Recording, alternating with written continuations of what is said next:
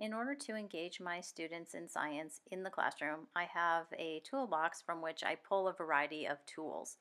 These tools are determined by my students at the beginning of the year. In order to find out what their interests are and how they prefer to learn science, I administer a survey within the first week of school that gives me this information from which I then base my instruction. What you are seeing here is the actual survey with the questions about how they prefer to learn, what they would like the teacher to spend more time doing, and what the teacher should spend less time doing. This gives me a pretty good idea about what my students expect in the science classroom. Results of the survey give me a great idea of what tools and resources I want to use in the classroom. So here you're looking at a couple of PhET simulations, one for plate tectonics and one for natural selection that I use in my classroom with students. Simulations are engaging, they collect data and allow for student analysis of data.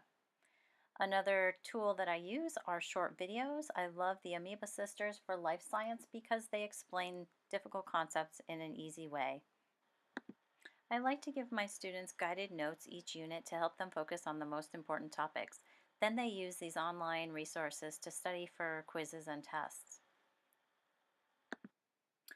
This is the science standard that my students most often struggle with. They need to explain how biological evolution accounts for the unity and diversity of living organisms.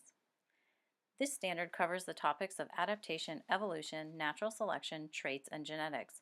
Students seem to always struggle with evolution as it relates to adaptation.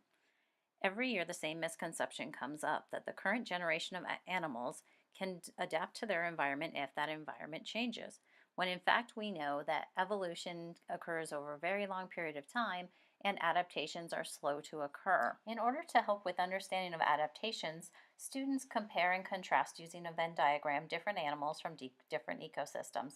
This seems to help them be able to pick out adaptations and show them how they're beneficial to each. Students also struggle with the concept of natural selection, and I find that a great way to teach this is using an online peppered moth simulation. In the simulation, students are the predator hunting for different colored moths in different colored forests.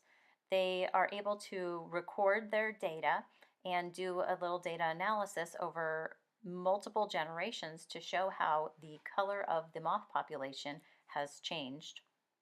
Also in this standard are traits and inheritance.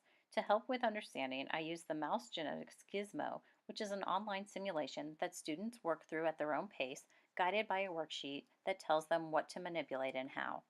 I really like using Gizmo simulations because they're tied to standards, they're inquiry based, they teach vocabulary in context, and allow students with guided instruction as well as giving room for play and experimentation.